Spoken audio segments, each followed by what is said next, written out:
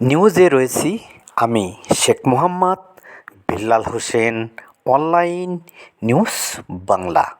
আপনারা দেখছেন রাজবাড়ী জেলা ২ নং দাসী ইউনিয়ন ধুলদি কেষ্টপুর গ্রামে এই মসজিদের অজুখানার উন্নয়ন কাজ চলছে।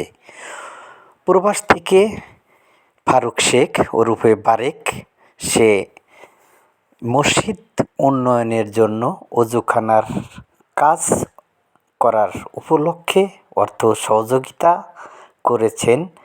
আমি আপনাদেরকে দেখাতে পারছি যে শেখ ফাউন্ডেশনের উদ্যোগে চেয়ারম্যান ফারুক শেখ ওরফে বারেক তার সহযোগিতায় উন্নয়ন কাজ চলছে।